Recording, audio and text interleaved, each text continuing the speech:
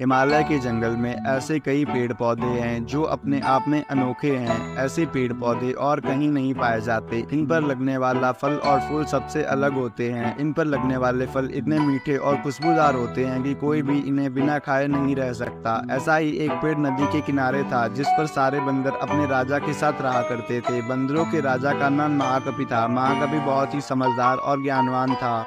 महाकपि का आदेश था कि उस पेड़ पर कोई भी फल न छोड़ा जाए। जैसे ही फल पकने को होता वैसे ही बानर उसे खा लेते थे। महाकपि का मानना था कि अगर कोई पका फल टूटकर नदी के रास्ते किसी मनुष्य तक पहुंचा तो ये उनके लिए बहुत ही हानिकारक हो सकता है।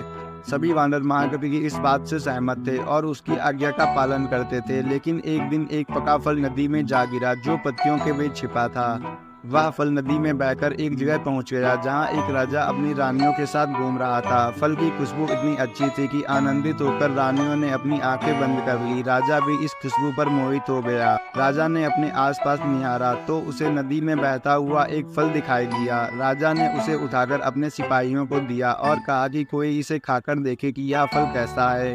एक सिपाही ने उस फल को खाया और कहा कि ये तो बहुत ही मीठा है। इसके बाद राजा ने भी उस फल को खाया और आनंदित हो उठा। उसने अपने सिपाहियों से उस पेड़ को खोज निकालने का आदेश दिया जहां से ये फल आया था। काफी मेहनत के बाद राजा के सिपाहियों ने पेड़ को खोज निकाला। उन्हें नदी के किनारे वो सुंदर पेड़ नजर आ गया। उस पेड़ पर बहुत सारे वानर बैठे हुए थे। सिपाहियों को ये बात पसंद नहीं आई और उन्होंने वानरों को एक एक करके मारना शुरू कर दिया।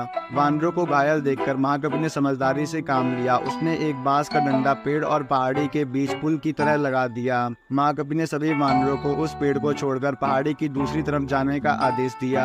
वानरों ने महाकपि की आज्ञा का पालन किया और वो सभी बांस के सहारे पहाड़ी की दूसरी तरफ पहुंच गए। लेकिन इस दौरान डरे सहमे बंदरों ने महाकपि को बुरी तरह कुचल दिया। सिपाहियों ने तुरंत राजा के पास जाकर सारी बात बताई। राजा महाकपि की वीरता से बहुत प्रसन्न हुए और सिपाहियों को आदेश दिया कि महाकपि को तुरंत महल लेकर आएं और उसका इलाज करवाएं। सिपाहियों ने ऐसा ही किया, लेकिन जब महाकपि को महल लाया गया तब तक वह मर चुका था।